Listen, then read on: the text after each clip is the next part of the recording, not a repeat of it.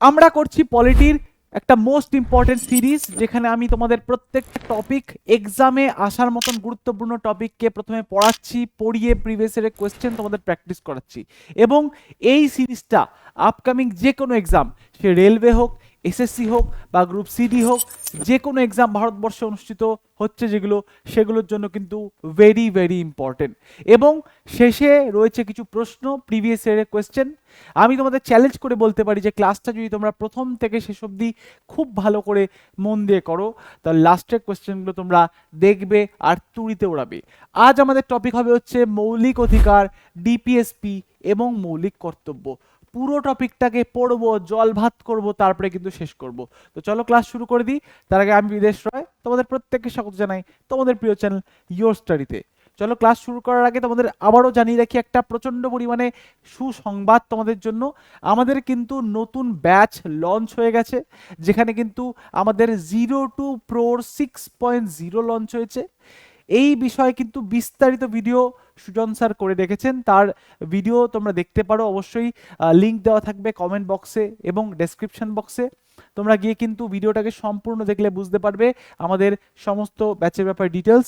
তাছাড়া ভিডিও দেখার পরেও যদি কোনো রকমের ডাউট বা কনফিউশন থাকে, তোমরা এই হেল্পলাইন নম্বরে কিন্তু কন্ট্যাক্ট করে জেনে নিতে পারো। আমি যদি অল্প একটু দেখিয়ে দিই, দেখতে পাবে বিভিন্ন রকমের কোর্স রয়েছে। যেমন দেখো, 0 to Pro ম্যাথসের 6.0 ব্যাচ রয়েছে, রয়েছে আমাদের ইংলিশের ব্যাচ 6.0, রয়েছে জিএস জিকের 6.0 ব্যাচ রয়েছে। এবং আমি তোমাদের এই জিএস জিকে যে পার্টটা রয়েছে, এর মধ্যে আমি তোমাদের পড়াবো হচ্ছে পলিটি, কম্পিউটার। এর মধ্যে আমি রয়েছি, অতসী ম্যাম রয়েছেন আমাদের প্রসেনজিৎ স্যার, রয়েছে রঞ্জিত স্যার। আমরা সবাই কিন্তু দিন রাত খেটে প্রচণ্ড পরিশ্রম করে তোমাদের জন্য, তোমাদের যাতে তোমাদের স্বপ্নের যে চাকরি সেটার পাওয়ার যে জার্নিটা, সেটা যেন খুব সহজ হয়ে যায়, তার জন্য কিন্তু চেষ্টা করছি। তোমরা যদি মনে করো আমাদের সাথে জুড়বে, অবশ্যই তোমরা কিন্তু কন্ট্যাক্ট করতে পারো। বিভিন্ন ব্যাচ আরও রয়েছে, দেখো যেমন কম্বো স্পেশাল ব্যাচ রয়েছে, জেনারেল সায়েন্স রয়েছে, রেলওয়ে ফাউন্ডেশন রয়েছে, এসএসসি ফাউন্ডেশন রয়েছে, পুলিশ ফাউন্ডেশন রয়েছে, বিভিন্ন কোর্স কিন্তু রয়েছে। আমি আর এই বিষয়ে বিস্তারিত কিছু বলতে চাই না, তোমরা অবশ্যই স্যারের ভিডিও দেখে নিও, আর তারপরে কিন্তু চাইলে অবশ্যই হেল্পলাইন নাম্বারে কন্ট্যাক্ট করে জেনে নিতে পারো। আমরা চলে যাই আজকে আমাদের প্রথম টপিক, যেটা হবে সেটা হচ্ছে মৌলিক অধিকার। ভেরি ভেরি ইম্পর্টেন্ট একটা টপিক, প্রচণ্ড পরিমাণে কিন্তু গুরুত্বপূর্ণ পরীক্ষা পয়েন্ট অফ ভিউ থেকে। তাহলে এই অবধি কিন্তু আমরা দেখেছি আমাদের দেশের নাগরিকত্ব মানুষ কিভাবে পায়, আমরা পড়েছি। আমরা দেখেছি আমাদের সংবিধান কিভাবে রচনা হলো, সেটা দেখেছি। আমরা দেখেছি যে আমাদের দেশের মধ্যে এই যে সংবিধানের প্রথম মানে অধ্যায় বলতে পারো, একদম প্রথম যে জিনিসটা দেওয়া রয়েছে প্রস্তাবনা, তার ব্যাপারে পড়েছি। এবার আমরা দেখব হচ্ছে মৌলিক অধিকার। নামেই বুঝতে পারছো কিছু অধিকারের কথা বলা হয়েছে, নিশ্চয়ই এর মধ্যে কিছু অধিকারের কথা এর মধ্যে বলা রয়েছে।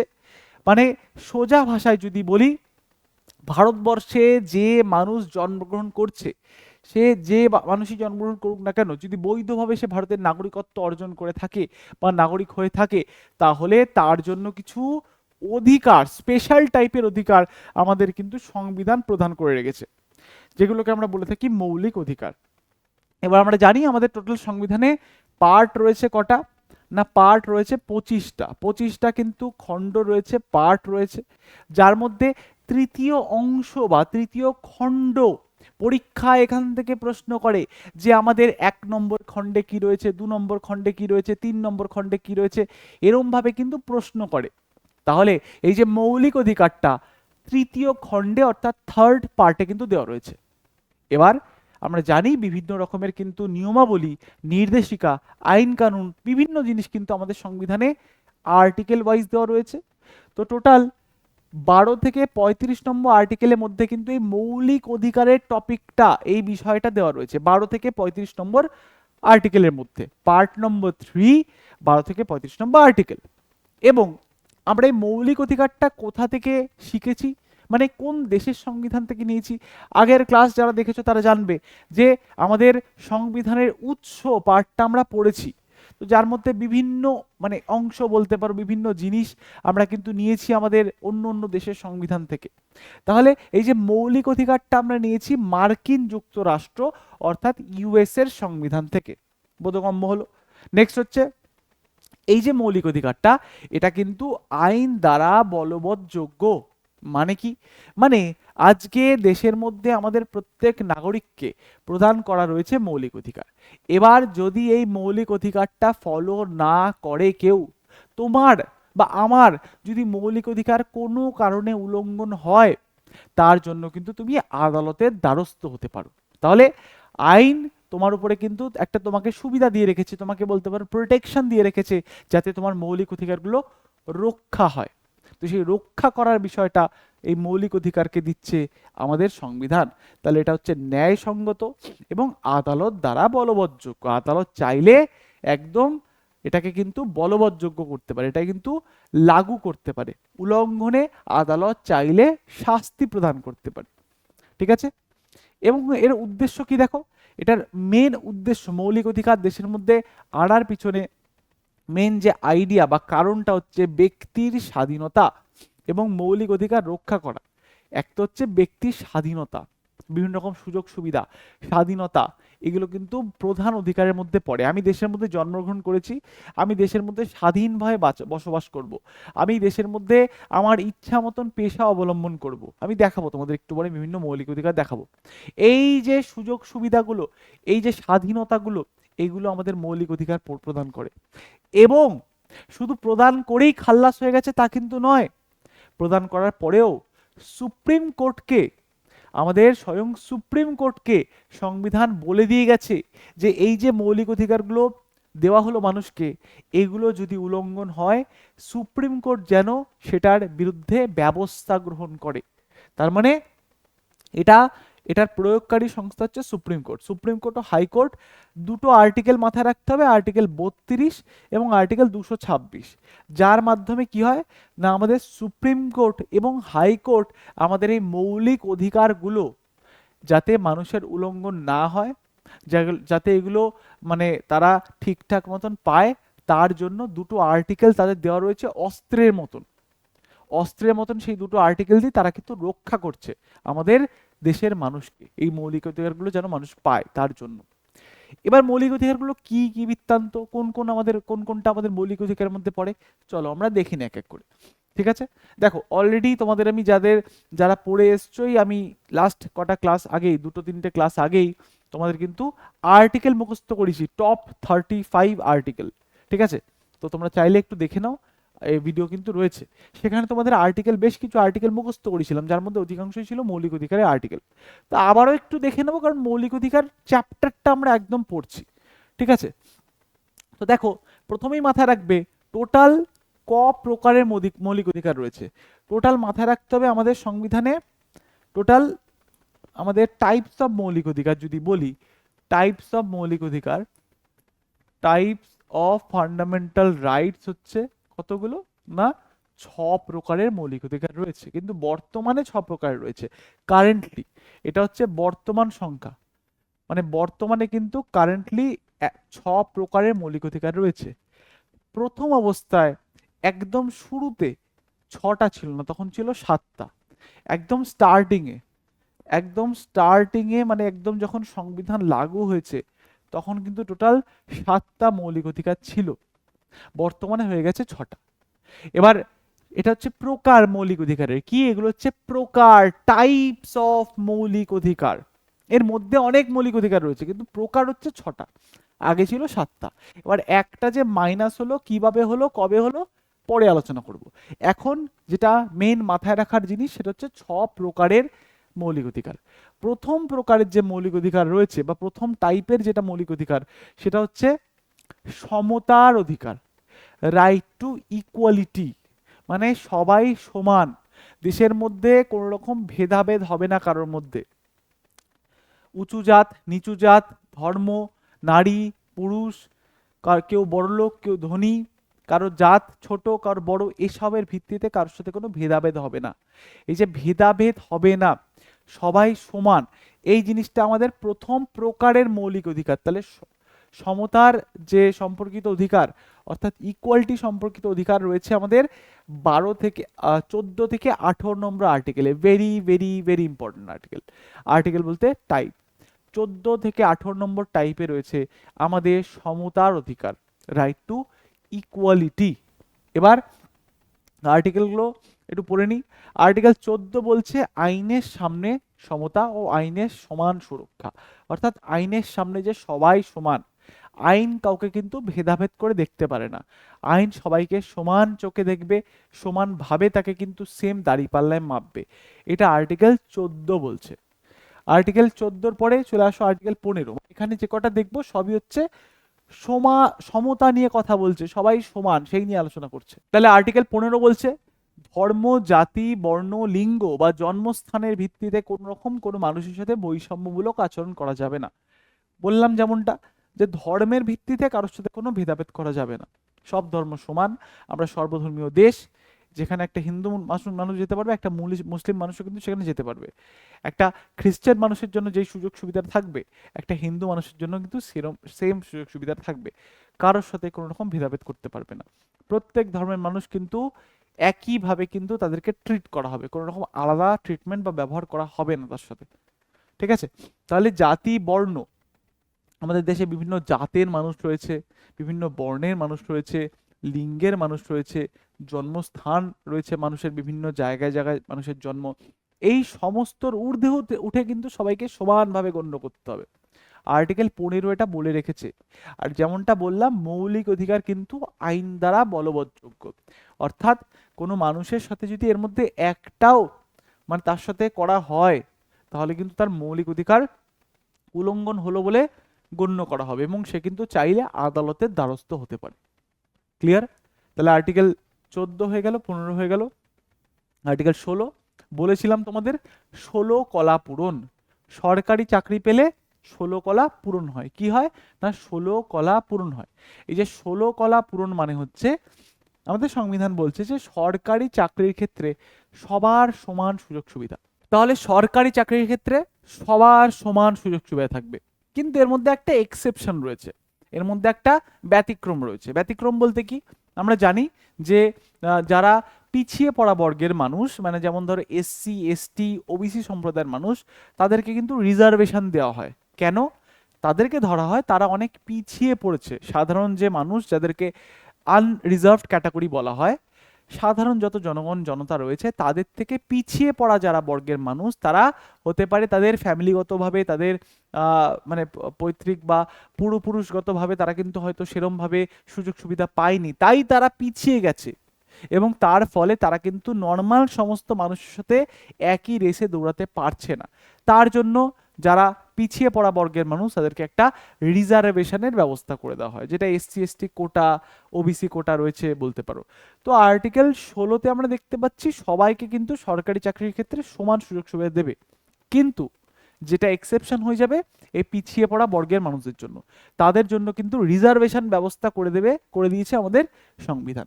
এবং তা ছাড়াও যেমন অনগ্রসর শ্রেণী, এসসি এসটি এবং অর্থনৈতিক দুর্বল শ্রেণী নামের কিন্তু একটা নতুন কোটা এসছে। তো মাথায় রাখতে হবে, ইডব্লিউএস কোটা, ভেরি ভেরি ইম্পর্টেন্ট, পরীক্ষায় জিজ্ঞেস করে। ইডব্লিউএস কোটা যেটাকে বলা হয় ইকোনমিক্যালি উইকার সেকশন। তো এই ইকোনমিক্যালি উইকার সেকশন মানে যাদের বার্ষিক ফ্যামিলি আয় 8 লক্ষেরও নিচে, যাদের বার্ষিক ফ্যামিলি বা পারিবারিক আয় 8 লক্ষেরও নিচে, তারা কিন্তু এই ক্যাটাগরির আন্ডারে আসে, অর্থনৈতিকভাবে দুর্বল শ্রেণীরগত মানুষ। তো সেসব মানুষদের এই ইডব্লিউএস কোটা সুবিধা দেওয়া হয়েছে।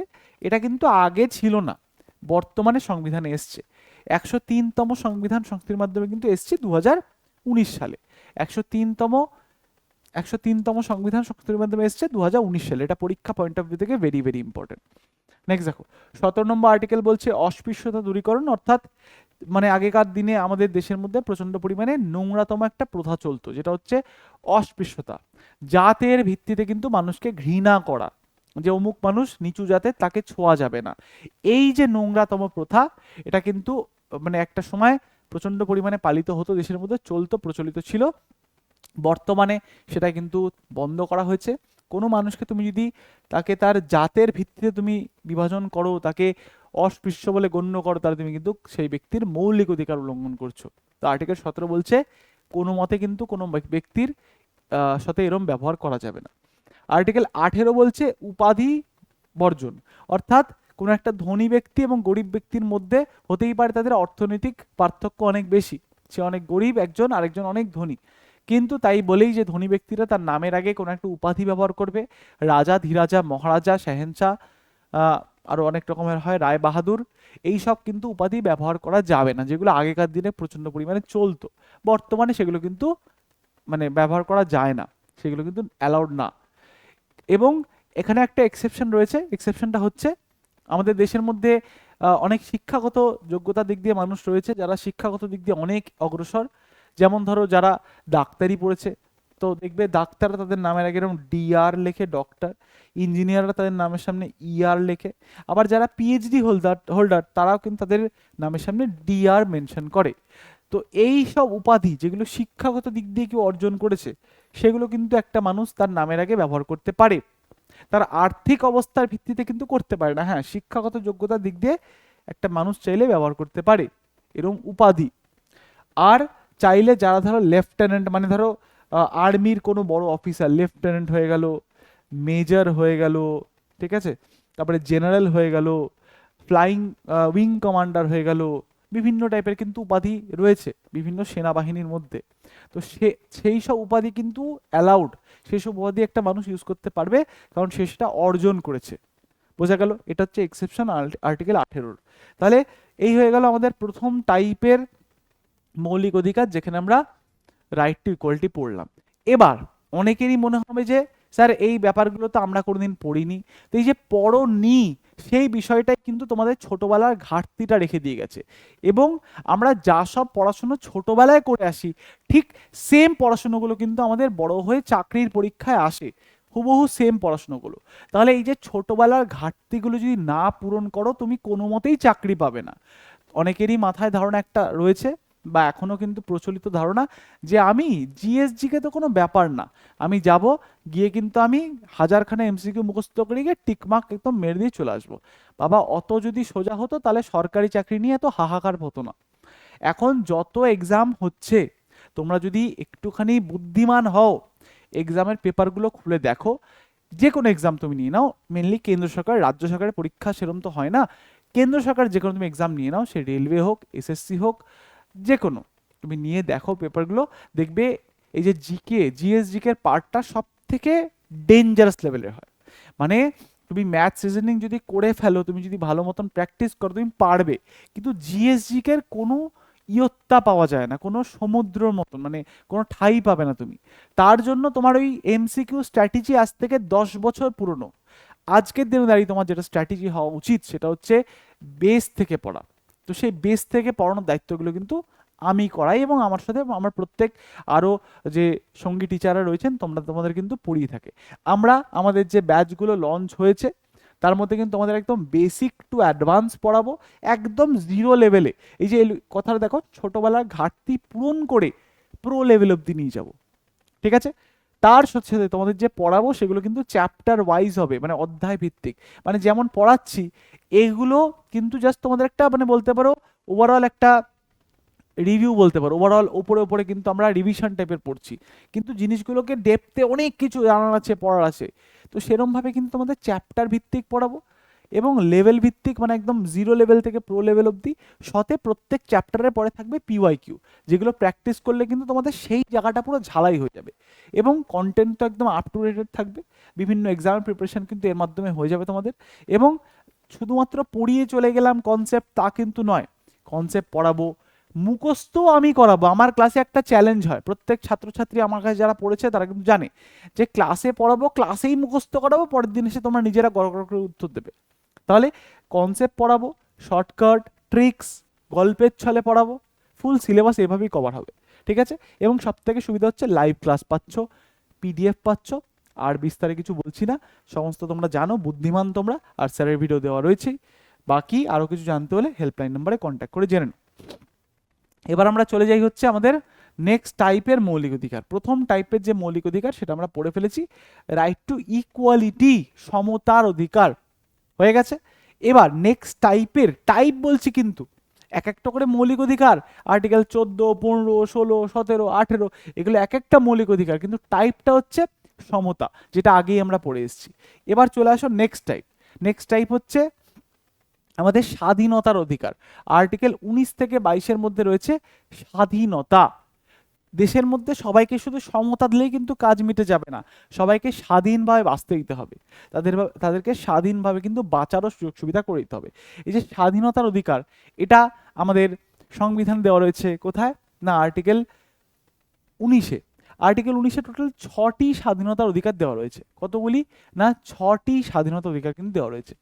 এবার এই 6টি স্বাধীনতা অধিকার কিন্তু ক্লজ এ ক্লজ বি, মানে আর্টিকেল 19-এর clause A clause B clause C clause D এরকম ভাবে কিন্তু দেওয়া রয়েছে। তাহলে ক্লজ এ বলছে বাক স্বাধীনতা ও মতামত প্রকাশের স্বাধীনতা। আমি বাক স্বাধীনতা মানে আমি আমার বক্তব্য রাখবো, আমার ফ্রিডম অফ স্পিচ রয়েছে, আমি যা খুশি বলতে পারবো দেশের মধ্যে। তাই বলে অবান্তর অবাঞ্ছিত কথা বললে চলবে না, তুমি কাউকে অসম্মানজনক কুরুচিকর মন্তব্য করছো তার জন্য কিন্তু তোমাকে ধোলাই দেওয়া হবে। তো যে কটা মৌলিক অধিকার আমরা দেখবো সেগুলো কিন্তু তোমার অবাধ নয়, মানে আমি আনলিমিটেডলি যা খুশি বলে যাচ্ছি তা কিন্তু নয়। সবকটা একটা লিমিটেড রেস্ট্রিকশনও রয়েছে, তুমি বলতেও পারবে কিন্তু তার একটা মানে একটা বলতে পারো রেস্ট্রিকশন বা একটা বলতে পারো প্রপার লিমিটও কিন্তু রয়েছে, সেই লিমিট পার করলে কিন্তু কপালে দুঃখ রয়েছে। তো এই যে লিমিট রয়েছে সেই নিয়ে তুমি কিন্তু মতামত তোমার প্রকাশ করো। শান্তিপূর্ণ ও নিরস্ত্রভাবে তুমি সমাবেত হও, সবাই একত্রিত হও, তাতেও কোনো ক্ষতি নেই। সংঘ সমিতি গঠন করা, তুমি সংঘ সমিতি গঠন করো, কমিটি যেমন তৈরি হয়, সমিতি তৈরি হয়, গ্রুপ তৈরি করতে পারো। ভারতের সর্বত্র তুমি চলাফেরা করতে পারো, ভারতের যে কোনো অঞ্চলে স্বাধীনভাবে বসবাস তুমি করতে পারো, তুমি বসবাস করো, যে কোনো জায়গায় গিয়ে ঘুরতে যাও, যে কোনো কিছু করো। তাই বলে আনলিমিটেড কিচ্ছু নয়। তুমি এখন মনে করছো না আমি ডিফেন্সের এলাকায় যাব, আমাকে আর্টিকেল 19 বলে রেখেছে আমি দেশের মধ্যে স্বাধীনভাবে যে কোনো অঞ্চলে যেতে পারি, তার মানে তুমি ডিফেন্সের অঞ্চলে চলে যাচ্ছ, যেগুলো রেস্ট্রিক্টেড, সব কিছু লিমিটেশন রয়েছে। তুমি চলে গেছো কোথাও না, তুমি চলে গেছো আন্দামানের যে সব রেস্ট্রিক্টেড আইল্যান্ডগুলো, সেন্টিনালিস আইল্যান্ডে চলে গেছো, যেখানে প্রচণ্ড পরিমাণে রেস্ট্রিকশন রয়েছে, সেসব ট্রাইব এখনও মডার্ন যুগের আলো দেখেইনি, তাদেরকে তুমি গিয়ে ডিস্টার্ব করছো, তাদের জীবনযাপন তুমি বিপন্ন করছো, সেটি কিন্তু করা যাবে না। আর্টিকেল 19 সেই সব দিকে কিন্তু এক্সেপশন দিয়ে রেখেছে। আর্টিকেল 19-এর ক্লজ জি বলছে যে কোনো বৃত্তি বা পেশা অবলম্বন ও ব্যবসা বাণিজ্যের সাথে যুক্ত থাকা। তুমি যে কোনো বৃত্তি বা পেশা অবলম্বন করো, তুমি চাকরি করো, তুমি ব্যবসা করো, কোনো ক্ষতি নেই। তাই বলে মানব পাচার করবে, ড্রাগস পাচার করবে, মাদক দ্রব্যের কাজকর্ম করবে, তোমাকে কিন্তু ধোলাই দেওয়া হবে। তাহলে যত মৌলিক অধিকার দেখছি মাথায় রাখতে হবে, সেগুলোর উপরে কিন্তু মানে প্রয়োজন অনুযায়ী কিন্তু রেস্ট্রিকশন লাগানো যেতে পারে। তাহলে এই হচ্ছে আমাদের আর্টিকেল 19-এর মধ্যে আমরা টোটাল এই যে 1 2 3 4 5 6 6টা টাইপের ফ্রিডম দেখলাম, 6টা টাইপের স্বাধীনতা দেখলাম। এবার দেখো মাঝখানে এটা আমি পড়াইনি, এফটা পড়াইনি। কেন পড়াইনি বলো দেখি? তার কারণ এই যে এফ নম্বর যে মৌলিক অধিকারটা রয়েছে এই 19 নম্বর আর্টিকেলে, যেটা বলছে সম্পত্তি দখল, অর্জন ও হস্তান্তরের অধিকার, সম্পত্তি মানে নেওয়া, যেটাকে বলা হয় রাইট টু প্রপার্টি, দখল বা হস্তান্তরের যে অধিকার দিচ্ছে, এইটা কিন্তু আগে ছিল মৌলিক অধিকার, বর্তমানে এটাকে সরিয়ে দেওয়া হয়েছে। এই আর্টিকেল 19-এর ক্লজ এফ এর মধ্যে এককালে সম্পত্তির অধিকার দেওয়া ছিল, বর্তমানে এই সম্পত্তির অধিকারটাকে কিছু কারণবশত এটাকে সরিয়ে দেওয়া হয়েছে মৌলিক অধিকার থেকে। বর্তমানে এর যে স্থান সেটা হচ্ছে 300A নম্বর আর্টিকেল। কত নম্বর আর্টিকেল? 300A। এটাকে বলা হয় হচ্ছে লিগাল রাইট, আইনগত অধিকার, বর্তমানে মৌলিক অধিকার এটা নয়। এই পরিবর্তনটা হয়েছে 44তম সংবিধান সংশোধনীর মাধ্যমে 1978 সালে। 1978 সালে কিন্তু এই পরিবর্তনটা হয়েছে। তাহলে ক্লিয়ার হলো, আমরা পড়ে ফেললাম আমাদের প্রথম টাইপের মৌলিক অধিকার, যেটা হচ্ছে আর্টিকেল 14 থেকে 18 সমতার অধিকার। তারপরে সেকেন্ড টাইপের মৌলিক অধিকার শুরু করেছি, যার মধ্যে রয়েছে স্বাধীনতার অধিকার 19 থেকে 22। 19 নম্বর আর্টিকেল আমরা পড়ে ফেললাম, বুঝে গেলাম যে 6 টাইপের আমাদের স্বাধীনতা দেওয়া রয়েছে, যার মধ্যে একটা স্বাধীনতার অধিকার আগে ছিল, বর্তমানে সেটাকে সরিয়ে দেওয়া হয়েছে, মানে আগে 7টা ছিল, বর্তমানে 6টা হয়েছে। নেক্সট টাইপের দেখো আর্টিকেল, নেক্সট টাইপ নয়, নেক্সট মৌলিক অধিকার স্বাধীনতা অধিকার দেখো আর্টিকেল 20, যার মধ্যে রয়েছে অপরাধের ক্ষেত্রে সুরক্ষা। এবার একটা ছোট্ট জিনিস বলে দিই, আর্টিকেল 22 আর আর্টিকেল 20-র মধ্যে একটা সামঞ্জস্য বলতে পারো বা একটা সিমিলারিটি রয়েছে। কেমন? আর্টিকেল 22 কি দেখো, আর্টিকেল 22টা একটু পড়ে শোনাই। বলছে গ্রেফতার ও আটক সম্পর্কিত অধিকার, অর্থাৎ একটা ব্যক্তিকে গ্রেফতার করার পূর্বে, তাকে আটক করা যখন হচ্ছে, গ্রেফতার করার পূর্বে এবং আটক করা যখন হলো, গ্রেফতার করে নিয়ে যাওয়া হলো, সেই সময় তার কিছু অধিকার রয়েছে। সেই সমস্ত অধিকারের কথা আর্টিকেল 22 উল্লেখ করে রয়েছে। মানে একটা ব্যক্তিকে গ্রেফতার করতে গেলে তাই কিন্তু প্রথমে অ্যারেস্টের কারণটা বলতে হবে, যে কোন কারণে ব্যক্তিটাকে অ্যারেস্ট করা হচ্ছে, তাকে ধরে নিয়ে যাওয়া হচ্ছে, এবং গ্রেফতার যেই মুহূর্তে হলো তারপরে কিন্তু তাকে আইনি সহায়তা দিতে হবে এবং 24 ঘন্টার মধ্যে নিয়ারেস্ট কোনো ম্যাজিস্ট্রেটের কাছে মানে আদালতে কিন্তু হাজির করতে হবে। এগুলো আর্টিকেল 22 বলছে। আর 20 নম্বর আর্টিকেল ঠিক তার পরের যে সময়কালে কি হবে সেটা বলছে। মানে অপরাধের ক্ষেত্রে, মানে অপরাধী সে মোটামুটি ধরে নিয়ে গেছে তাকে, সে অভিযুক্ত হয়ে গেছে, এবার তার মামলাটা চলছে, তার কেসটা চলছে, সেই সময় দাঁড়িয়ে তাকে কিছু অধিকার দেওয়া হচ্ছে। বিভিন্ন টাইপের অধিকার রয়েছে, মেনলি 3 টাইপের অধিকার রয়েছে। সেই অধিকারগুলো আমাদের আর্টিকেল 20 দিচ্ছে। মানে মোদ্দা কথা, সংবিধান সবার কথা ভেবে রেখেছে। অপরাধ করলেও তোমার কথা ভাবছে, অপরাধ হওয়ার পরেও তুমি যখন তোমার মামলাতে আছো, তোমার মামলা চলছে, তখনও কিন্তু তোমার কথা সংবিধান ভেবে যাচ্ছে। তো আর্টিকেল 22 এবং 20 একই টাইপের, আর আমাদের স্বাধীনতা অধিকারের মধ্যেই পড়ে। মাঝে রয়েছে আমাদের 21 এবং 21-এর এ। 21 হচ্ছে জীবনের অধিকার, অর্থাৎ রাইট টু লাইফ। তো জীবন মানে কি, এটার ব্যাখ্যা আমাদের সুপ্রিম কোর্ট দিয়ে রেখেছে তার বিভিন্ন রকমের ল্যান্ডমার্ক জাজমেন্টের মাধ্যমে। জীবনের মানে অনেক। জীবন মানে আজকে আমি গরু ছাগলের মতন খেয়ে দিয়ে শুধু বেঁচে থাকলাম, সেটা জীবন নয়। জীবন মানে মানুষের জীবন মানে কিন্তু আমি সুস্থ জীবনযাপন করব, আমার চিকিৎসা ব্যবস্থা থাকবে, আমার গোপনীয়তার অধিকার থাকবে, আমার মাথায় একটা ফ্যান চলবে গরমকালে, সেটা আমি যেন পাই, আমি শান্তিতে ঘুমাতে যেন পারি। এরকম বিভিন্ন রকমের ব্যাখ্যা কিন্তু আমাদের সুপ্রিম কোর্ট দিয়ে রেখেছে, যার মাধ্যমে 21 নম্বর আর্টিকেলে জীবন বলতে কি বোঝায় সেটা কিন্তু আমরা বুঝতে পেরেছি। নেক্সট চলে আসো আর্টিকেল 21-এর এ, অর্থাৎ আমাদের শিক্ষার অধিকার। এবার এই যে শিক্ষার অধিকারটা কিন্তু মানে একসময় আমাদের মৌলিক অধিকার ছিল না, এটাকে পরবর্তীকালে যুক্ত করা হয়েছে। তাহলে শিক্ষার অধিকার যেটা আর্টিকেল 21-এর এ, এটা 6 থেকে 14 বছর বয়সী শিশুদের জন্য বিনামূল্যে ও বাধ্যতামূলক শিক্ষার জন্য কিন্তু কথা বলেছে। অর্থাৎ 6 বছর থেকে 14 বছর বয়সের শিশুদের কি করতে হবে, বিনামূল্যে শিক্ষা দিতে হবে এবং বাধ্যতামূলক শিক্ষার ব্যবস্থা করতে হবে। এটা সংবিধান বলছে আমাদের সরকারকে যে দিতেই হবে। আর প্রত্যেক শিশুর এটা অধিকার, তারা যেন পায় অধিকারটা, এই অধিকার থেকে তাই কেউ বঞ্চিত করতে পারবে না। ঠিক আছে, এবার এটা কবে যুক্ত হলো, ভেরি ইম্পর্টেন্ট, মাথায় রাখতে হবে। এটা কিন্তু 86তম সংবিধান সংশোধনী। ওই যে বলেছিলাম 106 বার কিন্তু সংবিধানকে সংশোধন করানো হয়েছে, তো 86তম সংবিধান সংশোধনীর মাধ্যমে আমাদের সংবিধানে কিন্তু এই ব্যাপারটাকে যুক্ত করা হয়েছে, শিক্ষার অধিকারটাকে। 86তম সংবিধান সংশোধনীর মাধ্যমে 2002 সালে। পরীক্ষা পয়েন্ট অফ ভিউ থেকে ভেরি ভেরি ভেরি ইম্পর্টেন্ট। চলো নেক্সট দেখে নাও। নেক্সট হচ্ছে আমাদের শোষণের বিরুদ্ধে অধিকার। 23-24 নম্বর আর্টিকেল বলছে, কি বলছে না, মানুষকে শোষণ করা যাবে না, মানুষকে এক্সপ্লয়েট করা যাবে না, এটা আর্টিকেল 23-24 বলছে। 23 নম্বর আর্টিকেল বলছে মানব পাচার, বাধ্যতামূলক শ্রম। মানে কি বলতো, কিচ্ছু না, সোজা ভাষা, মানে মানুষকে পাচার করছো, নারী পাচার করছো, এসব করা যাবে না, এটা আর্টিকেল 23 বলছে। আর্টিকেল 24 বলছে 14 বছরের কম বয়সী শিশুদের বিপজ্জনক কারখানায় কাজ করানো যাবে না।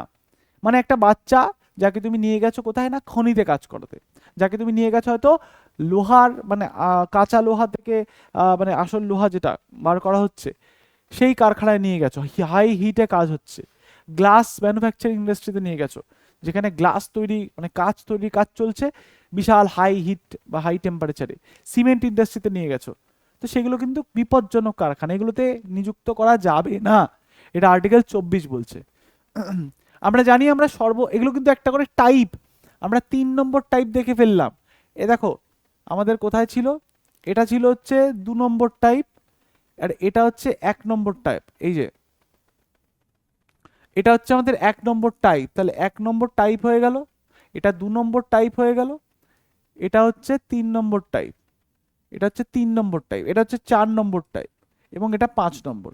4 নম্বর টাইপ বলছে যে ধর্মীয় স্বাধীনতা, সবাইকে ধর্মের ভিত্তিতে কিন্তু সমানভাবে দেখতে হবে, আমরা সর্বধর্মীয় দেশ, তো সেখানে তুমি ধর্মে ধর্মে বিভাজন করতে পারো না।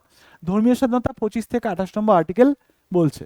5 নম্বর মৌলিক অধিকার কি বলছে না, সংখ্যালঘু যারা রয়েছে অর্থাৎ মাইনরিটি যারা রয়েছে সেই মাইনরিটিদের জন্য কিন্তু বিশেষ কিছু সুযোগ সুবিধা দিয়ে রেখেছে, যে সেই মাইনরিটিরা যেন তাদের জীবনযাপন ঠিকঠাক করতে পারে। যেমন আর্টিকেল 29 বলছে সংখ্যালঘুদের ভাষা, লিপি ও সংস্কৃতি সুরক্ষা। সংখ্যালঘু বলতে কাদের বোঝায়? মানে ধরো ধার্মিকভাবে সংখ্যালঘু যদি বলি, ভারতবর্ষের মেনলি হিন্দুরা হচ্ছে সংখ্যাগুরু, অর্থাৎ মেজরিটি, আর মাইনরিটির মধ্যে কিন্তু বাকি ধর্মরা পড়ে। এবার তারা যদি মনে করে তাদের ভাষা, তাদের সংস্কৃতি তারা বজায় রাখবে, সেটাকে তারা ফলো করবে, তারা করুক। সংবিধান তাদের পূর্ণ স্বাধীনতা দিচ্ছে, কাউকে কিন্তু বারণ করা হচ্ছে না। এটা আর্টিকেল 29 বলছে। আর্টিকেল 30 বলছে যে সংখ্যালঘুরা নিজেদের শিক্ষা প্রতিষ্ঠান স্থাপন ও পরিচালনা করতে পারে। তোমরা জানো মাদ্রাসা রয়েছে মুসলিম ধর্মাবলম্বী মানুষদের জন্য, তারা তাদের যে ঐতিহ্য, কালচার, তাদের পড়াশোনা তারা কিন্তু প্রচার করছে, কেউ তাকে বাধা দিচ্ছে না। আর্টিকেল 30 কিন্তু এই অধিকারটা দিয়ে রেখেছে। তাহলে মাইনরিটিদের জন্য আর্টিকেল হচ্ছে আর্টিকেল 29, 30। এবং লাস্ট হচ্ছে 6 নম্বর টাইপের মৌলিক অধিকার, যেখানে রয়েছে সংবিধান প্রতিকারের অধিকার। অর্থাৎ এত যে মৌলিক অধিকার দেখলাম, এগুলোকে যদি রক্ষাই না করা হয় তাহলে কি হবে? তাহলে কিন্তু সবকটাই জলে চলে যাবে। তাহলে এগুলো রক্ষা করার দায়িত্ব কার? ওই যে বলেছিলাম যে আদালত দ্বারা বলবৎযোগ্য, আদালত দ্বারা কিন্তু এটা রক্ষা করার দায়িত্ব রয়েছে কার? আমাদের সুপ্রিম কোর্টের রয়েছে। তাহলে আর্টিকেল 32 কি বলছে? বলছে মৌলিক অধিকার রক্ষা করার জন্য সুপ্রিম কোর্ট যাওয়ার অধিকার। তোমার মৌলিক অধিকার উল্লঙ্ঘন হলে তুমি কিন্তু চলে যেতে পারো সুপ্রিম কোর্ট অফ ইন্ডিয়া, তুমি কিন্তু হাইকোর্টও যেতে পারো। তো এই যে অধিকারটা দিচ্ছে, এই অধিকারটা না দিলে মৌলিক অধিকারটা স্ট্রং হবে কি করে? মৌলিক অধিকারটা স্ট্রেংথ বাড়ানোর জন্য কিন্তু এই অধিকারগুলো দেওয়া হয়েছে। নেক্সট হচ্ছে ডক্টর বি আর আম্বেদকর, এই যে 32 নম্বর আর্টিকেল, এটাকে বলেছে সংবিধানের হৃদয় এবং প্রাণ, বা হার্ট অ্যান্ড সোল বলতে পারো। তাহলে সংবিধানের হৃদয় এবং আত্মা, হার্ট অ্যান্ড সোল বলা হয় এই 32 নম্বর আর্টিকেলকে। পরীক্ষায় বারংবার লক্ষবার রিপিটেডলি জিজ্ঞেস করেছে একই প্রশ্ন। নেক্সট, সুপ্রিম কোর্ট দেখো এগুলোকে রক্ষা করার জন্য 5 রকমের রিট জারি করতে পারে। এবার রিট কাকে বলে, কি বৃত্তান্ত, এগুলো আমি ডিটেলসে পড়িয়ে রেখেছি আমাদের ফাউন্ডেশন কোর্সগুলোতে। যারা মনে করবে দেখবে তারা কিন্তু আসতে পারো, বা অন্য ক্লাসেও দেখিয়েছি, মানে পড়িয়েছি ইউটিউবে। তো 5 রকমের রিট হয়, একটুখানি বলে দিই। Habeas corpus, mandamus, certiorari, prohibition, quo warranto. এবার শুনে মনে হতে পারে ওরে বাবা রে স্যার কি বলছেন, মাথায় ঢুকছে না। কিচ্ছু না, এগুলো ল্যাটিন নাম, এর সোজা সোজা ভিত্তি আছে, বা এর বলতে পারো মানে এর অ্যাপ্লিকেশন রয়েছে, যে এটার মাধ্যমে কি হয় সেগুলোতে না হয় আমরা পরবর্তী কোনো ক্লাসে যাব। আপাতত মাথায় রাখো 5 রকমের রিট। রিট মানে কিচ্ছু না, লেখ, মানে সোজা ভাষায় অস্ত্র, ছুরি, কাঁচি, বোম, হ্যাঁ আর কি হয়, ব্লেড রেখে দিয়েছে, এরম টাইপের অনেক কটা অস্ত্র দেওয়া রয়েছে, ঠিক আছে। রাইফেল রাখা রয়েছে, কাকে দেওয়া রয়েছে? সুপ্রিম কোর্টকে দেওয়া রয়েছে। কেন দেওয়া রয়েছে? যাতে সুপ্রিম কোর্ট আমাদের মৌলিক অধিকারকে রক্ষা করতে পারে। কি না? মৌলিক অধিকারকে রক্ষা করার জন্য। আর্টিকেল 32 কি করে? মৌলিক অধিকারকে রক্ষা করে। কে করছে? সুপ্রিম কোর্ট করছে। মাথায় ঢুকিয়ে নাও। আর্টিকেল 32 এ কি বলা হয়? হার্ট অ্যান্ড সোল, হৃদয় এবং আত্মা। মনে থাকবে? মনে থাকলে কমেন্ট বক্সে বলো যে হ্যাঁ স্যার মনে থাকবে, ভালো লাগছে। ঠিক আছে, কেমন লাগছে কমেন্ট বক্সে মন্তব্যটা জানাও। বাকি আর্টিকেলগুলো কিচ্ছু না। আর্টিকেল 33 থেকে 35, এর মধ্যে ওই যে সেনা, পুলিশ এবং অন্যান্য বাহিনী, যারা সশস্ত্র বাহিনী, তাদের উপরে কিছু নিষেধাজ্ঞা জারি থাকে। তারা তাদের যে মৌলিক অধিকারগুলো পূর্ণ ফর্মে ইউজ করতে পারে না। তারা যে সম্পূর্ণভাবে মৌলিক অধিকার ইউজ করতে পারে তা নয়, কারণ তারা হচ্ছে সশস্ত্র বাহিনী, সিকিউরিটির সাথে তারা যুক্ত। তারা যদি তাদের মৌলিক অধিকার সম্পূর্ণ ইউজ করা শুরু করে তাহলে কিন্তু দেশের মধ্যে অনেক রকম সমস্যা দেখা দেবে। এই হচ্ছে মুদ্রা বিষয়। এবার তাহলে আমাদের মৌলিক অধিকার এখানে ইতি হচ্ছে, যেখানে আমরা শেষ করলাম হচ্ছে আমাদের মৌলিক অধিকারের পুরো বিষয়টা। নেক্সট টপিকে চলে যাই। লাস্টে পিওয়াইকিউ রয়েছে, নিজেরা উত্তর করতে পারবে তোমরা যদি পুরোটা দেখো। নেক্সট টপিক হচ্ছে আমাদের মৌলিক অধিকার তো বুঝে গেলাম। এবার চলে আসবে হচ্ছে আমাদের নির্দেশমূলক নীতি। নির্দেশমূলক নীতি মানে হচ্ছে আমাদের সরকারকে কিছু নির্দেশনা দিয়ে রেখেছে, আমাদের সরকারকে কিছু নিয়মাবলী দিয়ে রেখেছে আমাদের সংবিধান, যে দেখো সরকার, তুমি যখন দেশের মধ্যে আইন প্রণয়ন করবে, এই জিনিসগুলোকে ফলো করে তারপরে দেশের মধ্যে কিন্তু নিয়মাবলী বা বলতে পারো প্রকল্প আনবে, যে কোনো রকমের কিন্তু আইন প্রণয়ন করবে। সরকারকে একটা ইনস্ট্রাকশন দেওয়া রয়েছে, তো সেগুলোকে বলা হয়, নামেই বুঝতে পারছো, রাষ্ট্রের নীতি নির্দেশ উপাদান, অর্থাৎ রাষ্ট্রের নির্দেশমূলক নীতি। নীতি নির্দেশ মানে কিভাবে নীতি তৈরি হবে, পলিসি তৈরি হবে, সেগুলো একটা নির্দেশিকা, যেটা রয়েছে আমাদের চতুর্থ অংশে। 3 নম্বর পার্ট আমরা পড়ে ফেললাম, পার্ট 3 ডান। এবার পার্ট 4 পড়ছি আমরা। তো পার্ট 4-এ 36 থেকে 51 নম্বর আর্টিকেলের মধ্যে কিন্তু এই বিষয়টা দেওয়া রয়েছে। 36 থেকে 51 নম্বর আর্টিকেল, কত নম্বর আর্টিকেল? 36 থেকে 51। আগেরটা কত দেখেছিলাম? 12 থেকে 35। মুখস্থ রাখতে হবে, একদম ফিঙ্গার টিপসে রাখতে হবে। 1 নম্বর অধ্যায় কি রয়েছে? 1 নম্বর খণ্ডে, 1 নম্বর খণ্ডে ভারত এবং তার অঙ্গরাজ্য, 1 থেকে 4 নম্বর আর্টিকেল। 2 নম্বর খণ্ডে কি রয়েছে? নাগরিকত্ব রয়েছে, 5 থেকে 11। 3 নম্বর খণ্ডে কি রয়েছে? মৌলিক অধিকার রয়েছে, 12 থেকে 35। 4 নম্বর খণ্ডে কি রয়েছে? 36 থেকে 51 মধ্যে আমাদের নির্দেশমূলক নীতি রয়েছে। এর পরের পার্টটাও দেখে নেব, যেটা হবে হচ্ছে মৌলিক কর্তব্য। ঠিক আছে, 4 এর এ, 4 এর এ। তো এই যে নির্দেশমূলক নীতি, এটা আমরা নিয়েছি আইরিশ সংবিধান থেকে। আমাকে একটা হোমওয়ার্ক, আমাকে একটু কমেন্ট করে জানাও দেখি, যে আমাদের মৌলিক অধিকার, ফান্ডামেন্টাল রাইটস আমরা কোন দেশের সংবিধান থেকে নিয়েছি, এটা বলে দেবে আমাকে একটু। একটু আগে আলোচনা করেছি, সবাই উত্তর দিয়ে দেবে। সেটা একটা দেশের সংবিধান থেকে নিয়েছিলাম। ঠিক অনেকটা সেরমভাবেই দেখো আমরা ডিপিএসপি, এই যে যেটাকে আমরা ইংলিশে ডিপিএসপি বলি, এটাকে নিয়েছি আয়ারল্যান্ডের সংবিধান থেকে। এবং এই যে প্রকৃতি, যে নেচার, এটা কিন্তু নন জাস্টিসিয়েবল, মানে হচ্ছে ন্যায় বিচার অযোগ্য, অর্থাৎ ন্যায় মানে আইন দ্বারা কিন্তু লাগু করার জন্য নয়। মৌলিক অধিকার দেখেছিলাম যে মৌলিক অধিকার যদি উল্লঙ্ঘন হয় সেক্ষেত্রে আমরা কিন্তু সরাসরি সুপ্রিম কোর্টের দ্বারস্থ হতে পারি। এক্ষেত্রে কিন্তু তা নয়, এক্ষেত্রে তুমি সুপ্রিম কোর্টের দ্বারস্থ হতে পারো না। অর্থাৎ এই যে নির্দেশিকাগুলো যে দেওয়া রয়েছে আমাদের সরকারকে, সেগুলো সরকার যদি না মানে তার জন্য কেউ কিন্তু সুপ্রিম কোর্টে যে গিয়ে কিন্তু কেস করতে পারে না, যেটা মৌলিক অধিকারের ক্ষেত্রে হয়ে থাকে। ঠিক আছে, তাই এটা আইন দ্বারা অযোগ্য, অর্থাৎ নন জাস্টিসিয়েবল ইন নেচার। এর উদ্দেশ্য হচ্ছে সামাজিক ও অর্থনৈতিক গণতন্ত্র প্রতিষ্ঠান, সামাজিক ও অর্থনৈতিক গণতন্ত্র, জনগণের তন্ত্র প্রতিষ্ঠান করা হচ্ছে মেন উদ্দেশ্য। এর যে ধরন, এটা হচ্ছে রাষ্ট্রের নির্দেশমূলক নীতি, অর্থাৎ রাজ্যের দায়িত্ব পালন করার কিছু সূচি, কিছু জিনিসপত্র, মানে কিছু আর্টিকেল সমূহ। তো দেখো এক এক করে আর্টিকেল রয়েছে, অল্প বিস্তর আলোচনা করে নিই। আর্টিকেল ক্লাসে অলরেডি এগুলোকে আমি পড়িয়ে রেখেছি, এখানে অল্প বিস্তর দেখে নেব। যদি আমরা একদম সরাসরি শুরু করি এখান থেকে, এটা বাদ দাও, 36 নম্বরে রয়েছে রাষ্ট্র যে শব্দ তার মানে কি, এটা দেওয়া রয়েছে। 37 নম্বর আর্টিকেল রয়েছে নীতি নির্দেশ উপাদান আদালতে বলবৎযোগ্য নয়, যে বললাম যে নট জাস্টিসিয়েবল ইন নেচার, এটা আর্টিকেল 37 বলে রেখেছে। আর্টিকেল 38 বলছে জনকল্যাণ বৃদ্ধি ও সমাজে বৈষম্য হ্রাস। জনকল্যাণ, মানুষের কল্যাণ, ওয়েলফেয়ার নেশন, দেশের মানুষের মানে সরকারের কাজ কি? মানুষের কল্যাণের কথা ভাবা। এটা আর্টিকেল 38 বলে রেখেছে যে দেখো সরকার, প্রত্যেকটা এখানে যে কটা দেখবে সরকারকে বলছে সংবিধান, দেখো তোমাকে এই জিনিসগুলো ফলো করতে হবে, মানুষের কল্যাণের কথা ভাবতে হবে। দেখবে প্রত্যেকটা নেতামন্ত্রী এসে কিন্তু এই ডিপিএসপি গুলোকেই কিন্তু তারা ভাষণের মাধ্যমে দেয়, আমরা মানুষের কল্যাণের কথা ভাববো, আমরা সবাইকে সমানভাবে দেখব। দেখো আমি এগুলো তোমাদের পড়ে শোনাবো, তোমার শুনে মনে হবে অনেকটা ওই যে সেই যেন নেতারা ভাষণ দিচ্ছে। কারণ নেতা মন্ত্রীদের কাজই হচ্ছে এগুলোকে ফলো করা, রাষ্ট্রের নির্দেশমূলক নীতি, ব্যাপারটা বোঝো। তাহলে আর্টিকেল 38 বলছে জনকল্যাণ বৃদ্ধি ও সমাজের বৈষম্য হ্রাস করা। দেখবে মন্ত্রীরা বলে আমরা গরিবদের কিন্তু তাদের ভালো অবস্থা করে দেব, আমরা গরিবই দূর করব। এই কথাগুলো মানে কি? বৈষম্য হ্রাস, বড়লোক আর গরিবের মধ্যে যে ফারাক সেটাকে কমানো।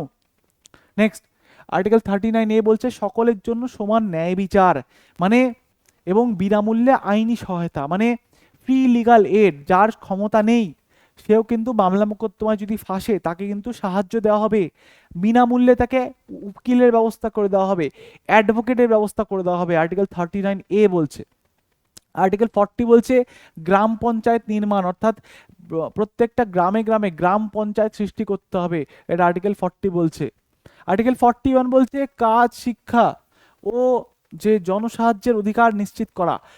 তো কাজ, শিক্ষা এবং জনস্বার্থের যে মানে অধিকার সেগুলোকে দেওয়া, কাজের অধিকার, রাইট টু ওয়ার্ক, সবাই কাজ করবে, সবাই শিক্ষা পাবে, এগুলো হচ্ছে সরকারের দায়িত্ব। সরকার দেখবে বলে না যে আমরা 1 লাখ চাকরি ব্যবস্থা করছি, এই যে কেন বলছে, তাদের কোন ঠেকা পড়েছে? কারণ বলছে, তার কারণ হচ্ছে সংবিধান বলে রেখেছে সবাইকে কাজ দাও, চাকরির ব্যবস্থা করো, শিক্ষার ব্যবস্থা করো, বলছে। তো তাহলে এগুলো কিন্তু সব বলা রয়েছে ডিপিএসপিতে, এবং এগুলো কিন্তু পরীক্ষা পয়েন্ট অফ ভিউ থেকে ভেরি ভেরি ইম্পর্টেন্ট। এখান থেকে তুলে তুলে প্রশ্ন দেয়। কি করে? তুলে তুলে প্রশ্ন দেয়। নেক্সট দেখো আর্টিকেল 42 বলছে শ্রমিকদের মানবিক যে কর্ম পরিবেশ ও মাতৃকালীন সুবিধা দেওয়া। কর্মীরা যে কাজ করবে একটা কর্মসংস্থানে তাদেরকে একটা মানবিক একটা মানে পরিস্থিতি দিতে হবে, একটা পরিবেশ দিতে হবে। তারা কাজ করবে, তাদের একটা ন্যূনতম ব্যবস্থা করে দিতে হবে। একটা মানুষ কাজ করছে, তাকে লাইট ফ্যানের ব্যবস্থা করে দিতে হবে, নাহলে সে কাজ করতে পারবে না। এবং মাতৃকালীন ত্রাণ দিতে হবে, মানে যারা গর্ভবতী মহিলা, যারা ওয়ার্কিং প্রফেশনাল কিন্তু গর্ভবতী, তো সেক্ষেত্রে কিন্তু তাকে একটা ছুটি ব্যবস্থা করে দিতে হবে। মাতৃকালীন ত্রাণ বলা হয়, মানে ম্যাটারনিটি লিভ, মানে সে যখন গর্ভবতী অবস্থায় রয়েছে তাকে কিন্তু ছুটি দিতে হবে, এবং পেড লিভ। ঠিক আছে, এটা আর্টিকেল 42 বলছে। আর্টিকেল 43 বলছে শ্রমিকদের উপযুক্ত মজুরি, মানে এমন একটা মজুরির ব্যবস্থা করে দিতে হবে শ্রমিকদের, যেন তারা কি করে 3 বেলা খেয়ে দিয়ে বাঁচতে পারে। উপযুক্ত একটা মজুরি চাইতো, মানে একটা মানুষকে তুমি কাজ দিয়েছো, সে স্যালারি পাচ্ছে তোমার কাছে কাজ করে, এমনই একটা স্যালারি দিতে হবে যার মাধ্যমে সে তার জীবন নির্বাহ করতে পারে। আর্টিকেল 43 বলছে। 43A বলছে যে শ্রমিকদের শিল্প ব্যবস্থাপনায় অংশগ্রহণ। এই যে দেখতে পারো তোমরা union, trade union, labour union, workers union, এই যে ইউনিয়নগুলো হয় তার কারণ কি, তারা কিন্তু যেখানে কাজ করছে সেই কোম্পানি বলো, সেই সংস্থার মধ্যে তারা নিজেরা, মানে যারা কাজ করছে তারা কিন্তু নিজেদের একটা ইউনিয়ন, একটা ফেডারেশন তৈরি করে তারা তাদের বক্তব্য রাখে যে আমাদের স্যালারি বাড়াও, আমাদের ছুটি দাও, এই দাও সেই দাও। তো তাদের অংশগ্রহণ কিন্তু সেই কোম্পানিতে বা শিল্প প্রতিষ্ঠানে রয়েছে। এটা আর্টিকেল 43A কিন্তু সেই সুযোগটা দিচ্ছে। আর্টিকেল 44 অভিন্ন দেওয়ানি বিধি, অর্থাৎ আমাদের যে দেওয়ানি আইনগুলো রয়েছে, অর্থাৎ সিভিল কেসেস, মানে সিভিল কেস মানে কি, মানে হচ্ছে আমাদের দেশের মধ্যে যেসব মামলা চুরি ডাকাতি খুন জখম রেপ এসব বাদে যেসব মামলা রয়েছে, যেমন ধরো অ্যাডপশন বলো, ডিভোর্স বলো, হতে পারে জমি জমা সংক্রান্ত মামলা, এসব নিয়ে সারা দেশ জুড়ে একটা সিঙ্গেল আইন ব্যবস্থা আনতে হবে। এটা কিন্তু সরকারকে নির্দেশনা দিচ্ছে আমাদের সংবিধান, বর্তমানে কিন্তু নেই। সিভিল কেসেসের জন্য কিন্তু একরকম আইন ফলো করা হয় না। হিন্দু মানুষের জন্য আলাদা নিয়ম, মুসলিম মানুষের জন্য আলাদা নিয়ম, আবার বলতে পারো ভারতের একটা প্রান্তে একটা টাইপের জমি আইন চলে, আবার অন্য প্রান্তে অন্য টাইপের আইন চলে। এটাকে সিঙ্গেল করতে হবে, আর্টিকেল 44 বলছে। আর্টিকেল 45 বলছে 6 থেকে 14 বছর বয়সী প্রত্যেক শিশুকে কিন্তু বিনামূল্যে শিক্ষার ব্যবস্থা করে দিতে হবে। আর্টিকেল 46 বলছে যে এসসি এসটিদের এবং দুর্বল শ্রেণীর জন্য কিন্তু অর্থনৈতিক উন্নয়নের ব্যবস্থা করতে হবে। এগুলো সব দেখবে নেতা মন্ত্রীরা কিন্তু ভাষণে এগুলোই বলে, যত এসসি এসটি সম্প্রদায়ের মানুষ রয়েছে তাদের কিন্তু কল্যাণের কথা ভাববো, আমরা দূর পিছিয়ে পড়া বর্গের মানুষদেরকে সামনে টেনে আনবো, এই সব জিনিসপত্র কিন্তু বলে থাকে দেখবে নেতা মন্ত্রীরা, সব ওদেরই ভাষণ। আর্টিকেল 47 দেখবে বলছে পুষ্টিকর খাবার দাবার, জনব্যবস্থা রক্ষা এবং মদ্যপান নিষিদ্ধ। দেখো সরকার কিন্তু দেখবে মদ্যপান নিষিদ্ধ করে রেখেছে বিভিন্ন রাজ্যে, বিহার বলো, গুজরাট বলো, মিজোরাম বলো, এরকম সব রাজ্যগুলো কিন্তু অ্যালকোহল প্রহিবিটেড। মানে সরকারের দায়িত্ব যে মানুষ যেন মদ্যপান করে তাদের শরীর স্বাস্থ্য না নষ্ট করে। এবং পুষ্টিকর খাবার দাবার দেখবে রেশনের মাধ্যমে, রেশনের চাল যে হয় না, ওটার মাধ্যমে দেখবে পুষ্টিকর খাবার দাবারের ব্যবস্থা করা হয়। আর্টিকেল 48 কি বলছে, বলছে কৃষি ও পশুপালন উন্নয়ন এবং গোমাংস নিষিদ্ধ, অর্থাৎ কৃষি ও পশুপালন কিন্তু উন্নয়ন করতে হবে এবং গো মাংস কিন্তু নিষিদ্ধ করতে হবে। এগুলো হচ্ছে সরকারকে নির্দেশিকা দিচ্ছে সংবিধান। আর্টিকেল 48 বলছে পরিবেশ, বন ও বন্যপ্রাণী সংরক্ষণ রাষ্ট্রের দায়িত্ব, গাছপালা আটকাতে হবে, মানে আমাদের যে বন্য প্রাণী, বন জঙ্গল, পশু পাখি, সেগুলোকে রক্ষা করতে হবে, আমাদের কর্তব্যের মধ্যে পড়ে এগুলো, মানে সরকারের কর্তব্যের মধ্যে পড়ে। 49 বলছে ঐতিহাসিক স্মৃতিসৌধকে সংরক্ষিত করতে হবে। আর্কিওলজিক্যাল সার্ভে অফ ইন্ডিয়া একটা ডিপার্টমেন্ট রয়েছে, তারা কি করে না, ঐতিহাসিক স্মৃতিসৌধকে রক্ষা করে। আর্টিকেল 50 বলছে বিচার বিভাগ থেকে নির্বাহী বিভাগকে কিন্তু পৃথক করে বা আলাদা করে রাখতে হবে। আর্টিকেল 51 বলছে আন্তর্জাতিক শান্তি নিরাপত্তা কিন্তু আমাদের তৈরি করতে হবে। এগুলো সব সরকারের মানে সরকারকে নির্দেশনা দেওয়া রয়েছে। নেক্সট চলে আসো, নেক্সট হচ্ছে আমাদের মৌলিক কর্তব্য। এবার আমরা কি দেখলাম, এতক্ষণ আমরা মৌলিক অধিকার দেখে ফেললাম, আমার কি অধিকার রয়েছে, কি নেব, আমি সব নেব নেব নেব। এবার হবে হচ্ছে কি দেব, দেশকে কি কি আমি দিতে পারি। আমরা প্রথমে দেখলাম মৌলিক অধিকার কি নেব, তারপরে দেখলাম সরকারকে কি বলে রেখেছে আমাদের সংবিধান, এবার দেখবো হচ্ছে আমরা কি দেব। তো আমাদের মৌলিক কর্তব্য কি দেব সবকটা পড়ে লাভ নেই। মৌলিক কর্তব্য থেকে মূলত যেগুলো আমাদের প্রশ্ন করে সেটা হচ্ছে মৌলিক কর্তব্য যে অধ্যায়টা বা এই যে অংশটা, এটা কিন্তু আমাদের সংবিধানে ছিল না আগে, এটা পরবর্তীকালে যুক্ত হয়েছে। তাহলে মৌলিক কর্তব্য রয়েছে আমাদের পার্ট 4 এতে। এর মধ্যে কিন্তু টোটাল মানে 10টা মৌলিক কর্তব্য ছিল, পরবর্তীকালে ওরা একটা যোগ হয়েছে, মানে বর্তমানে 11টা মৌলিক কর্তব্য রয়েছে। আর্টিকেল নম্বর হচ্ছে 51A নম্বর আর্টিকেলে কিন্তু এটা রয়েছে, 51A। এবং এটা যুক্ত করা হয়েছে, মানে মূল সংবিধানে ছিল না, এটা পরবর্তীকালে যুক্ত করা হয়েছে। কবে করা হলো? 42তম সংবিধান সংশোধনী 1976-এর মাধ্যমে কিন্তু যুক্ত করা হয়েছে। কি বুঝতে পারছি? আমাদের এই যে মৌলিক কর্তব্য যে পার্টটা, এটা কিন্তু আমাদের মূল সংবিধানে ছিল না, এটা পরবর্তীকালে যুক্ত করা হয়েছে, 42তম সংবিধান সংশোধনীর মাধ্যমে যুক্ত করা হয়েছে। কোন কমিটি এইটাকে সাজেস্ট করেছে? মাথায় রাখতে হবে, শরণ সিং কমিটি, তারা রেকমেন্ড করেছে যে এই এই জিনিসগুলো আমাদের মৌলিক কর্তব্য হলে ভালো হয়। তো শরণ সিং কমিটির রেকমেন্ডেশন অনুযায়ী আমাদের ভারতে কিন্তু মৌলিক কর্তব্য আনা হয়েছে। প্রথমে 10টি ছিল, পরবর্তীকালে আরও একটি যোগ হয়েছে, ভেরি ইম্পর্টেন্ট। প্রথমে 10টি ছিল, পরবর্তীকালে +1 হয়েছে, হয়ে বর্তমানে হয়েছে 11। কবে হলো? 86তম সংবিধান সংশোধনী, 86 কনস্টিটিউশনাল অ্যামেন্ডমেন্ট অ্যাক্ট 2002। এই একটু আগে বললাম, মনে আছে যে আমাদের 21-এর A নম্বর আর্টিকেলও কিন্তু এর মাধ্যমেই যোগ করা হয়েছে, শিক্ষার অধিকার।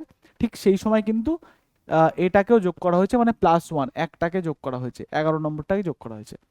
তো এই হচ্ছে আমাদের মৌলিক কর্তব্যের বিষয়, এর বেশি পড়ার দরকার নেই। তাহলে এই হচ্ছে 3টে আমাদের মোস্ট গুরুত্বপূর্ণ টপিক হলো। লাস্টে কিছু প্রশ্ন রাখা রয়েছে, তোমাদের কাজ হবে হচ্ছে আমি প্রশ্নগুলো দেখাবো, তোমরা ভিডিওটা দেখে কোশ্চেন উত্তরটা করে পজ করে তারপরে এগোবে, ঠিক আছে? এরমভাবে কিন্তু আমরা খেলবো। তোমরা যারা ক্লাসটা পুরো করলে তারা কিন্তু এই প্রশ্নগুলো জল ভাতের মতন দিতে পারবে, আর না করে থাকলে পারবে না। সবার যেন উত্তর আসে কমেন্ট বক্সে। দেখো, প্রথম প্রশ্ন হচ্ছে এমটিএস নন টেকনিক্যাল, মানে এমটিএস এর পরীক্ষা এসেছিল 2021-এ, বলছে ভারতীয় সংবিধানের মৌলিক কর্তব্য সর্বনাশ করেছে। প্রথম প্রশ্নই দিয়ে ফেলেছে এক্ষুনি, যেটা করিয়ে আসলাম। মৌলিক কর্তব্য বিষয়টি সংবিধানে অন্তর্ভুক্ত হয় কত সালে? এগুলোকে আমার উত্তর দিতে হবে? আমার তো মনে হয় না দিতে হবে, এটার আমি উত্তর দেবো না, এটা হোমওয়ার্ক, সব কমেন্ট বক্সে উত্তর আসবে, পুরো উত্তর দেবে, সাথে আমাকে সংবিধান সংশোধনীটা, অ্যামেন্ডমেন্টের নাম্বারটা বলবে, ঠিক আছে? অ্যামেন্ডমেন্ট যেটা হয়েছে সেটাও বলবে, যার মাধ্যমে যুক্ত করা হয়েছে মৌলিক কর্তব্যটাকে, মাথায় থাকবে। উত্তর কমেন্ট বক্সে দিয়ে তারপরে এগিয়ে যাবে। চলো নেক্সট দেখো, নেক্সট প্রশ্ন দেখি। নেক্সট বলছে অনুচ্ছেদ 16 অনুসারে কোন কর্মসংস্থান বা অফিস এর জন্য প্রযোজ্য? এটা একটা ভালো প্রশ্ন, এটা আমি বলে দিচ্ছি। তো দেখো, WBCS মেন্সে এসেছিল, তো বলছে আর্টিকেল 16, মানে আমরা জানি আর্টিকেল 16-তে কি রয়েছে, 16 কলা পূরণ, সবাইকে কি করতে হবে না, সরকারি চাকরির ক্ষেত্রে সমান সুযোগ সুবিধা দিতে হবে। তো এখানে যে প্রশ্ন করেছে যে এই যে আর্টিকেল 16টা কার জন্য প্রযোজ্য, সরকারি কর্মসংস্থান, বেসরকারি কর্মসংস্থান, A আর B উভয়, উপরের কোনোটি নয়? কমেন্ট বক্সে উত্তর দাও, তারপরে ভিডিওর এক্সপ্লেনেশন দেখবে। তো দেখো, আর্টিকেল 16 যখনই আমরা পড়ছি, আমরা কিন্তু প্রথম থেকে একটা কথা পড়ে এসেছি যে 16 কলা পূরণ হয় কি করে, না সরকারি চাকরি পেলে হয়। তাহলে আর্টিকেল 16 বলছে সরকারি চাকরির জন্য সবার সুযোগ সুবিধা সমান, বেসরকারির জন্য নয়। সুন্দর একটা প্রশ্ন করেছে। তাহলে আমাদের সঠিক উত্তর হচ্ছে সরকারি কর্মসংস্থানের জন্য আমাদের সবাইকে কিন্তু সমান সুযোগ সুবিধা দেওয়া হবে। নেক্সট দেখো, ভারতের সংবিধানের মৌলিক কর্তব্যটি কোন দেশ থেকে গৃহীত হয়েছে? আচ্ছা, কর্তব্যটা কোন দেশ থেকে গৃহীত হয়েছে এখানে তো বলিনি তোমাদের, এখানে একটুখানি না হয় ছোট্ট করে আলোচনা করে দিই। তিনটে দেখো, আমরা তিনটে পড়লাম, মৌলিক অধিকার, ফান্ডামেন্টাল রাইট, যেটা আমরা US থেকে নিয়েছি। আমরা DPSP পড়লাম, সেই DPSPটা আমরা কোথা থেকে নিয়েছি, না আমরা আয়ারল্যান্ড থেকে নিয়েছি, আইরিশ সংবিধান থেকে নিয়েছি। এবং আমাদের এই যে মৌলিক কর্তব্য, ডিউটিস, এটা আমরা নিয়েছি কোথা থেকে, এটা নিয়েছি আমরা রাশিয়া থেকে। কোথা থেকে নিয়েছি? রাশিয়া। এখন বর্তমানে রাশিয়া হয়েছে, আগে ছিল USSR, সোভিয়েত ইউনিয়ন, সেখান থেকে নিয়েছি। তাহলে সঠিক উত্তর হবে USSR। চলো, প্রত্যেকটা প্রিভিয়াস ইয়ার আসা কোশ্চেন, কিন্তু একটাও কিন্তু আমার মন গড়া প্রশ্ন নয়। নেক্সট দেখো, WBCS মেন্সে আসা প্রশ্ন, বলছে নিম্নলিখিত ভারতীয় সংবিধানের কোন ধারায় নাগরিকদের সমজাতীয় আইনবিধির উল্লেখ রয়েছে? ওই একই একই, কিচ্ছু নয়, একটু আগে বললাম সমজাতীয় আইনবিধি, সব জাতির জন্য একই নিয়মাবলী হবে, দেওয়ানি নিয়মাবলী, ইউনিফর্ম সিভিল কোড, আর্টিকেল 44। দেখো, তোমরা নিজেরাই উত্তর করতে পারছো, যারা একটু বুদ্ধিমান, যারা ক্লাসটা করলে, আমি জানি সবার উত্তর কমেন্ট বক্সে আসবে। নেক্সট দেখো, সোজা প্রশ্ন, আবারও একই টাইপের একটা প্রশ্ন দিয়েছে, এটাও আমি বলবো না, এটা হোমওয়ার্ক, এটা GD-তে এসেছিল, হোমওয়ার্ক থাক। বলছে 1976 সালে 42তম অ্যামেন্ডমেন্ট অ্যাক্ট ভারতীয় সংবিধানের নতুন কোন অংশকে যোগদান করে?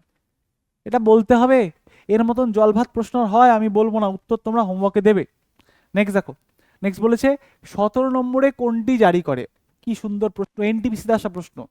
17 নম্বর আর্টিকেলের মাধ্যমে কি জারি করা হয়? ওই যে বলেছিলাম হাম সাথ সাথ হ্যাঁ। হাম সাথ সাথ মানে কি? আমরা কোনো রকম কি করব না, কাউকে অস্পৃশ্য বলে কিন্তু মনে করব না, সবাইকে সমান মনে করব। তাহলে অস্পৃশ্য প্রথার বিলুপ্তিকরণের কথা বলেছে আর্টিকেল 17।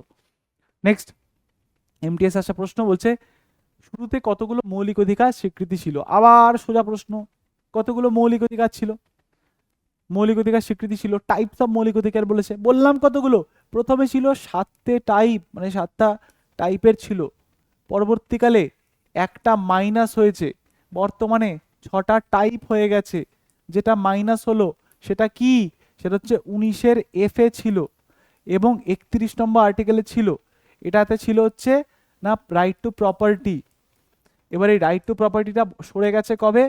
1978-এ সরে গেছে 44তম সংবিধান সংশোধনীর মাধ্যমে। এবং বর্তমানে এর যে আস্থানা বা ঠিকানা সেটা হচ্ছে 300-এ, মনে থাকবে। তাহলে শুরুতে ছিল 7টি, ভুল করে কিন্তু 6টি করে দেবে না, ভুল করে আবার কেউ 6টি করে দেবে না।